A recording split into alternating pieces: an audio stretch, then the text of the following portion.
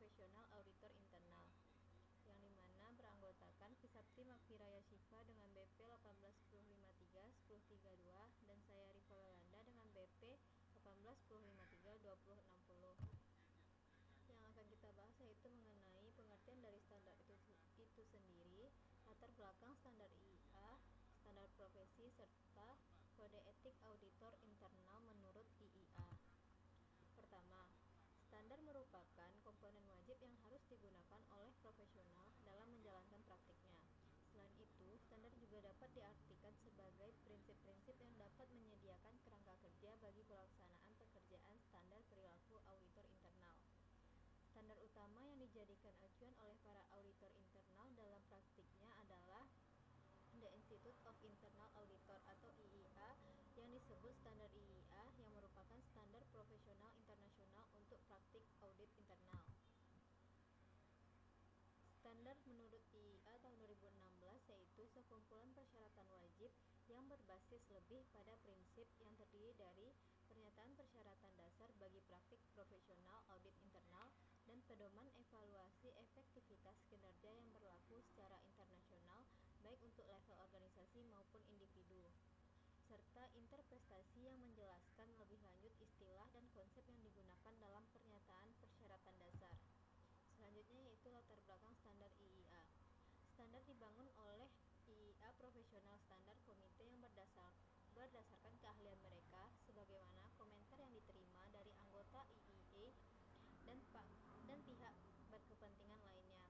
Karena beragamnya kelompok partisipan yang mengembangkan standar awal, bahasa akhir yang digunakan terkadang tumpang tindih, kompromi, dan tidak lengkap. Pada tahun 1978, pertama kalinya IIA mengenalkan apa yang disebut dengan standar untuk praktik profesional audit internal, di mana standar tersebut bertujuan untuk melayani seluruh profesi di semua jenis bisnis dan di berbagai tingkat pemerintahan serta berbagai jenis perusahaan lain, di mana auditor internal ditunjuk untuk mewakili profesi audit internal sebagaimana mestinya. Standar yang ada telah dikembangkan oleh Komite Standar Profesional IIA sesuai dengan kondisi lapangan. Terdiri dari dua kelompok utama, yaitu standar atribut dan standar kinerja. Standar atribut mengatur atribut organisasi dan individu yang melaksanakan audit internal, sedangkan standar kinerja mengatur sifat audit internal dan menyediakan kriteria mutu untuk mengukur kinerja jasa audit. Standar atribut dan standar kinerja diterapkan pada seluruh jenis jasa audit internal. Standar diterapkan pada individu auditor internal dan aktivitas auditor internal secara keseluruhan. Seluruh individu auditor internal bertanggung jawab untuk mematuhi standar terkait dengan tanggung jawab individu dalam hal objektivitas, profisiensi atau kecakapan, kecermatan profesional, dan standar-standar yang terkait dengan pelaksanaan tanggung jawab pekerjaannya. Satuan audit internal juga bertanggung jawab atas kesesuaian aktivitas audit internal terhadap seluruh standar. Untuk standar atribut ada beberapa standar. Yang pertama itu ada standar 1000, yaitu tujuan, kewenangan, dan tanggung jawab.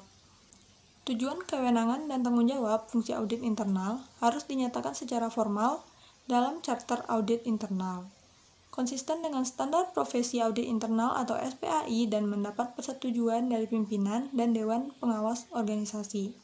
Standar 1100, independensi dan objektivitas. Fungsi audit internal harus independen dan auditor internal harus objektif dalam melaksanakan pekerjaannya. Standar 1200, keahlian dan kecermatan profesional. Penugasan harus dilaksanakan dengan memperhatikan keahlian dan kecermatan profesional. Lalu, program jaminan dan peningkatan kualitas fungsi audit internal. Penanggung jawab fungsi audit harus mengembangkan dan memelihara program jaminan dan peningkatan kualitas yang mencakup seluruh aspek dari fungsi audit internal dan secara terus-menerus memonitor efektivitasnya. Program ini mencakup penilaian kualitas internal dan eksternal secara periodik serta pemantauan internal yang berkelanjutan. Program ini harus dirancang untuk membantu fungsi audit internal dalam menambah nilai dan meningkatkan operasi perusahaan serta memberikan jaminan bahwa fungsi audit internal telah sesuai dengan standar dan kode etik audit internal.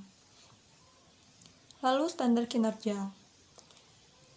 Untuk yang pertama itu ada pengelolaan fungsi audit internal. Penanggung jawab fungsi audit internal harus mengelola fungsi audit internal secara efektif dan efisien untuk memastikan bahwa kegiatan fungsi tersebut memberikan nilai tambah bagi organisasi. Lalu lingkup penugasan. Fungsi audit internal melakukan evaluasi dan memberikan kontribusi terhadap peningkatan proses pengelolaan risiko, pengendalian, dan governance dengan penggunaan pendekatan yang sistematis, teratur, dan menyeluruh. Lalu perencanaan penugasan. Auditor internal harus mengembangkan dan mendokumentasikan rencana untuk setiap penugasan yang mencakup ruang lingkup, sasaran, waktu, dan alokasi sumber daya. Lalu pelaksanaan penugasan. Dalam pelaksanaan, auditor internal harus mengidentifikasi, menganalisis, mengevaluasi, dan mendokumentasikan informasi yang memadai untuk mencapai tujuan penugasan. Lalu komunikasi hasil penugasan.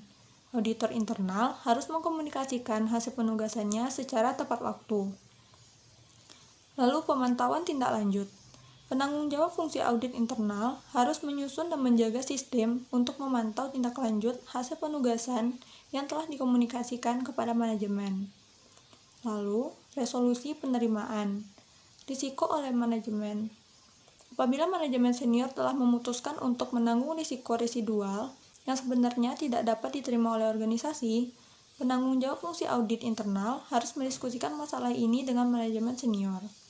Jika diskusi tersebut tidak menghasilkan keputusan yang memuaskan, maka penanggung jawab fungsi audit internal dan manajemen senior harus melaporkan hal tersebut kepada pimpinan dan Dewan Pengawas organisasi untuk mendapatkan resolusi. Untuk standar ini sebenarnya masih ada banyak lagi teman-teman, tetapi karena sangat banyak, jika ingin melihat lengkapnya, teman-teman bisa melihat di makalah kami yang terlampir. Kemudian, kode etik auditor internal menurut IIA. Kode etik auditor internal menurut IIA yang pertama itu ada integritas. Auditor internal harus melakukan pekerjaannya dengan jujur, sungguh-sungguh, dan bertanggung jawab. Kemudian objektivitas. Auditor internal harus mengungkapkan semua fakta penting yang diketahuinya, yaitu fakta yang jika tidak diungkapkan dapat mendistorsi laporan atas kegiatan yang direview. Lalu ada kerahasiaan. Auditor internal dilarang menggunakan informasi untuk mendapatkan keuntungan pribadi atau dengan cara apapun yang bertentangan dengan hukum atau merugikan tujuan organisasi yang sah dan etis. Lalu kompetensi. Auditor internal harus memberikan layanan jasa audit internal sesuai dengan standar profesi audit internal. Baiklah, sekian presentasi dari kelompok kami. Terima kasih telah menyaksikan.